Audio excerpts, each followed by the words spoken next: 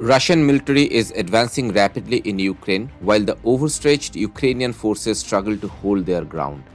Putin's army continue to hammer away Ukraine defenses, and Russia has already seized 90 square miles of land as of October 2024, and they have captured new cities in Ukraine. As Russian troops push forward, they relentlessly assault the thinly stretched Ukrainian line. But here is the twist. The United States keeps pouring in aid, extending the war, forcing more Ukrainians to flee or face death, and deepening the destabilization of the region. While the US helps Ukraine avoid defeat, are they really winning? That's a whole different story, and realistically, it's looking less likely.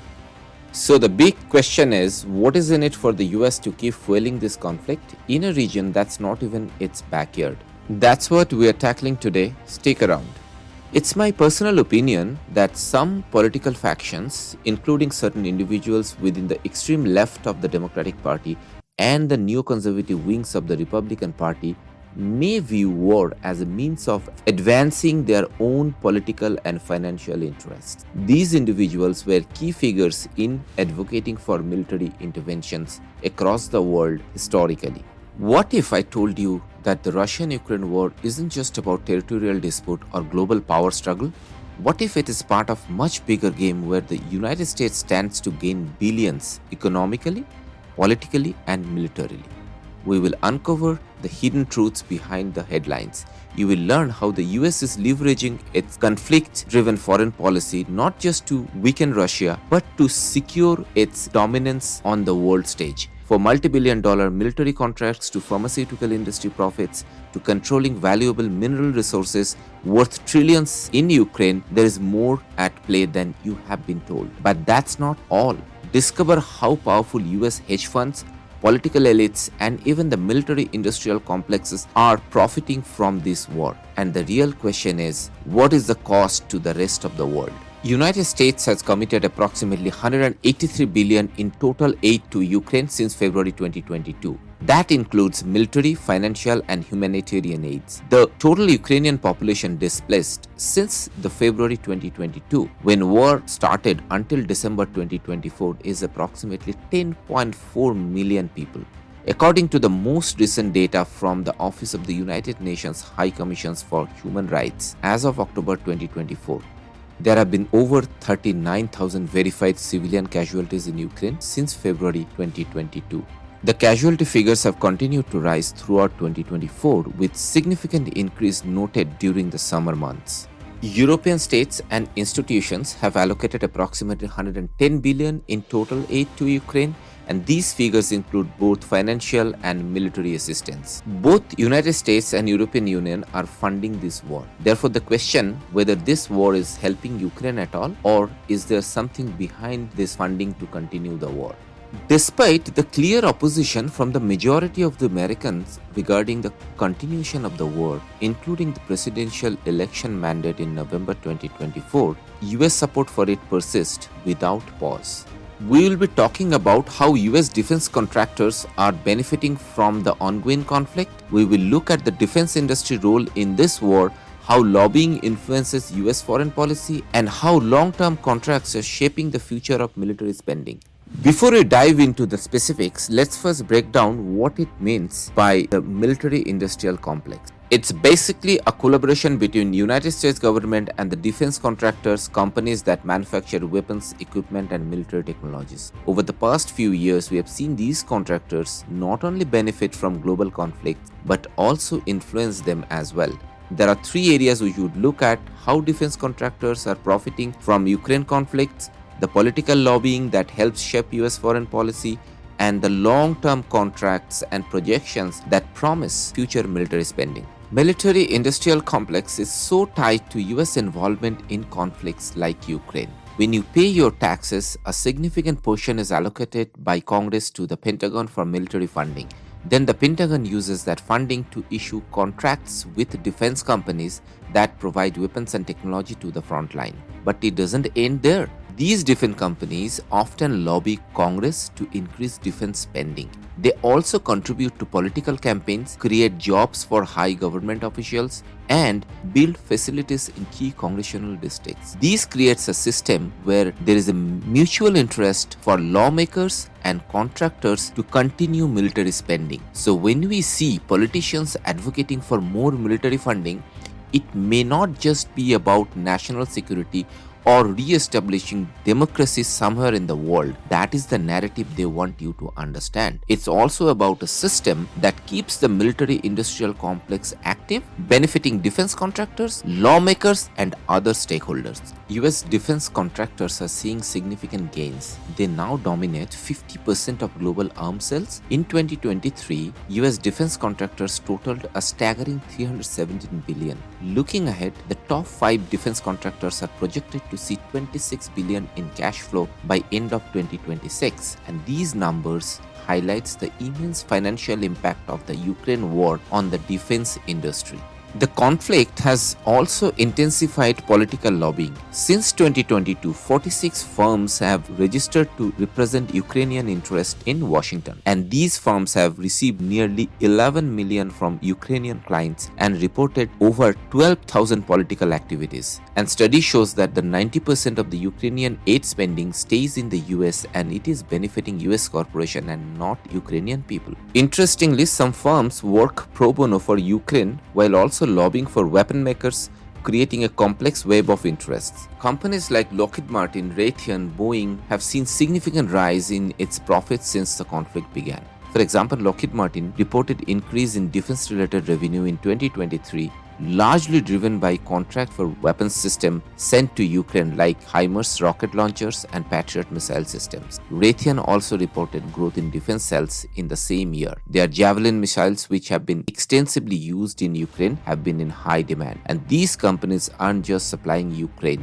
they are securing contracts that last for years, ensuring sustained profits. In fact, the United States government has already allocated around $40 billion in military aid to Ukraine, and most of the money is going to these defense contractors. So it's clear these companies are thriving as a direct result of the ongoing conflict. In the United States, companies, union, trade associations, and other organizations invest billions of dollars each year to lobby Congress and federal agencies. In 2023, over 12,000 different lobbyists in the US spent record $4.3 billion on lobbying activities, according to the Open Secret, a non-profit organization that tracks money in US politics. Organizations either hire lobbying firms or employ in-house lobbyists to meet with government officials seeking to influence government decision-making. The pharmaceuticals and health products industry was the biggest industry spent in the US in 2023. Big tech companies were major lobbyists as well. Defense contractors aren't waiting. They are actively pushing for more military aid and influencing US foreign policy. Their lobbying isn't just focused on Ukraine, but on broader military funding to support US geopolitical interests. In 2023, the defense sector spent over $150 million on lobbying, ensuring military aid to Ukraine and high defense budget. This influence is a key reason US military spending keeps rising, despite domestic challenges, with contractors playing a major role in shaping policy.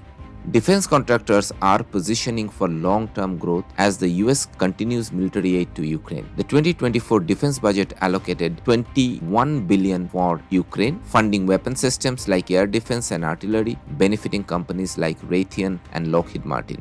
Demand for advanced weapons is expected to grow 10 to 15% annually. With Ukraine's strategic importance and NATO ties, defense contractors will see a steady stream of contracts in the coming years. US military spending is projected to rise 10% over the next decade, driving further long-term contracts tied to the Ukraine conflict. The United States is profiting geopolitically from the Ukraine war. It's not just about military aid or sanctions. There's a financial side of it that can't be ignored. But here is the twist. It's not just the governments making money. Financial giants like hedge funds and US markets have been capitalizing on the economic chaos caused by this conflict. The America's biggest financial players are turning conflict into cold, hard cash. Let's talk about BlackRock, the world's largest asset manager with staggering $11.5 trillion asset under management. Did you know It's also profiting from the instability of the Ukraine war. When the conflict broke out, global market went into turmoil, but hedge funds like BlackRock were positioned to benefit from that chaos. While Ukraine burns, BlackRock is busy planning how to profit from its ashes. They have signed a deal with Ukraine to advise on reconstruction. Sounds noble, right? But here is the catch. It's your tax dollars that's funding this golden opportunity for BlackRock. BlackRock's financial market advisory is designing the roadmap for rebuilding Ukraine's economy. They are not just advising, they are reshaping the future of war-torn nation. And guess who stands to profit? That's right, BlackRock and its investors. Remember, in the world of high finance, chaos creates opportunity. Since 2020, BlackRock's assets have surged. When the Russia-Ukraine war began, global energy prices spiked. As Russia's oil and gas exports were disrupted, countries were scrambling for alternatives, and BlackRock owned major stakes in US energy giants like ExxonMobil and Chevron. These price hikes were not just tough on consumers, they were a goldmine for energy companies. And hedge funds like BlackRock cashed in, profiting from volatility. The entire US financial sector seems to have a vested interest in prolonging this conflict. As sanctions hits Russia, Wall Street saw dollar signs. Goldman Sachs has been quietly selling Russian debt to US hedge funds, exploiting loopholes in the sanction. Traders were pitching clients to buy Russian debt low, betting they can sell high later. It's war exploiting, plain and simple. And let's not forget, the billions in US military aid to Ukraine alone directly funds these lucrative advisory roles for BlackRock. The message is clear. Where there is a war, there is a way to make money. These financial giants aren't just profiting from conflict, they are incentivized to see it continue. Ukraine war is not just about the fight for territory, it's also about power. For the United States, the conflict presents a unique opportunity to expand its geopolitical dominance. By supporting Ukraine, the US is pushing back against Russian influence in Eastern Europe and asserting its leadership on the global stage. NATO is at the center of this strategy. Countries like Poland, Estonia, Romania have strengthened their ties with the US and NATO's influence is growing. But here is where the profit comes in. The US is sending billions in military aid to Ukraine and to Eastern Europe, ensuring these nations rely on American defense systems, military technology, and weapon contracts. Companies like Lockheed Martin, Raytheon, Northrop are among the biggest beneficiaries. As US military spending increases to support Ukraine, these defense contractors see their stock prices soar. So, while the US officials are claiming to support Ukraine's freedom, they are also strengthening US financial dominance and ensuring their defense contractors remain on top. Next up, we need to talk about the pharma profits tied to the war in Ukraine. This might sound surprising, but the US is profiting not just from military contracts but also from biosecurity. Through US funded biolabs in Ukraine, the US is conducting research on pathogens and vaccines, and yes, this has huge financial implications. These biolabs, often funded by US Department of Defense, research biological threats and work on vaccine development. It raises concerns about biosecurity risk, but it's also a goldmine for US pharma industry.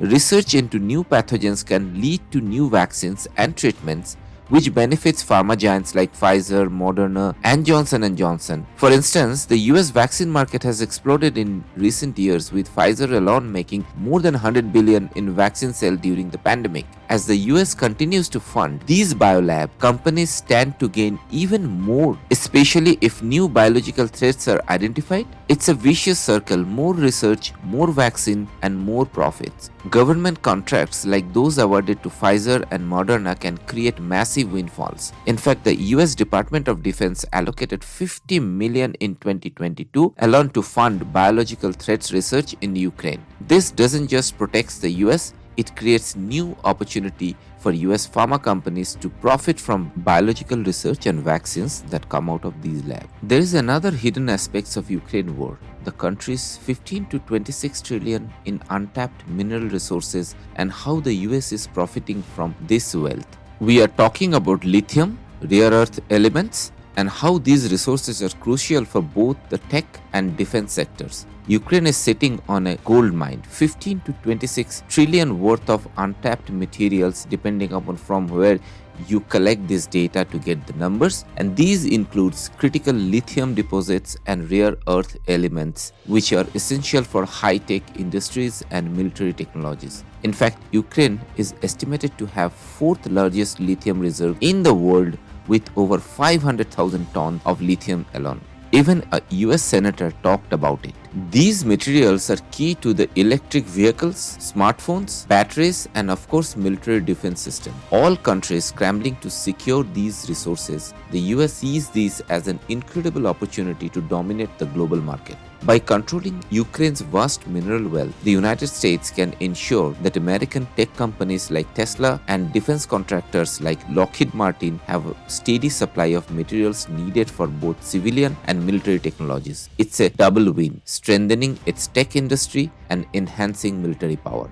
These rare earth elements are critical for smart weapons, missile systems, and even renewable energy technologies. In a world increasingly focused on green energy and advanced technologies, access to these minerals could give the US a significant geopolitical advantage. This is a troubling revelation about current global politics. Is this truly a war, or is it a carefully orchestrated conflict that has been meticulously planned and manufactured over the course of many years? Could the events unfolding now be the results of long-term strategic moves, carefully designed to push the world into a confrontation rather than a spontaneous clash of forces? Moreover, there seems to be a growing lack of support among the general population to continue this war. People are beginning to question the true reasons behind the conflict and whether it is worth the cost in lives and resources. 52% of Ukrainians want war to end quickly. This shows a deeper disconnect between those in power and the people who are directly affected by the consequences of these decisions. Could it be that Ukraine is being used as a pawn in a much larger game, all while the world, predominantly the Western countries, pretend to stand with them? What if taxpayers are unknowingly funding endless conflict that benefit corporate interests, politicians, and not democracy? With the Donbas region holding an estimated 11 trillion in minerals, critical resources like coal, lithium, and rare earth elements, could the war be about control of these valuable assets rather than the ideals we are being told?